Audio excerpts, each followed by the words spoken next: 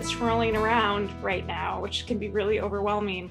What advice do you have for those who've maybe had some undesirable weight changes throughout the pandemic? Is now a good time to reset, and just where do you start with your clients who are experiencing these things?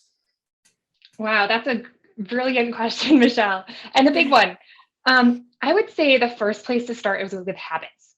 So maybe not the answer you expected to hear from me, but habits. So what changed, right? So what were you doing before that was working? And maybe what was different during the pandemic that caused the weight gain or the weight loss, or whatever happened for you in the interim. So I would say the first thing to do is assess your habits. If you are transitioning back to work on campus, if you're back to work on campus, if you've been on campus all along, or if you're continuing to work at home, any of those situations apply. Assess your habits. So what are you doing now that's working, and what's maybe not serving you? So let's say if you were working from home and you were sitting in your kitchen during the pandemic, or even continue on that trend, working from home, and the refrigerator and the cupboards and everything is so accessible to you. And you have this habit of, once an hour standing up, wandering around and opening up everything and having a snack. Right? This is a reality that I've talked with clients about. It's real. This is what happens when you're surrounded by food all day long. So what could you do differently? What could you put in place instead? So if you have a habit that you're already doing that's maybe not serving you, like the getting up and walking around once an hour and opening all the cupboards and finding a snack, maybe take that thing that you're already doing and ask yourself, am I hungry?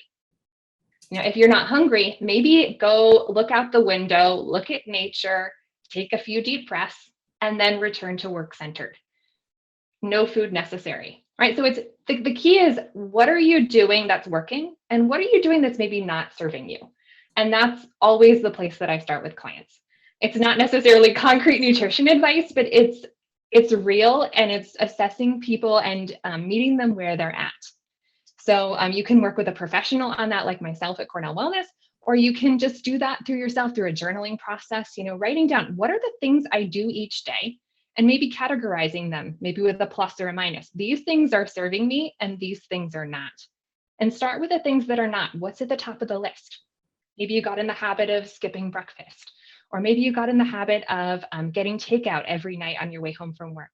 Whatever that habit is that you think is the top of the list that's not working for you, take that and dismantle it a little bit. What are you doing already that is working?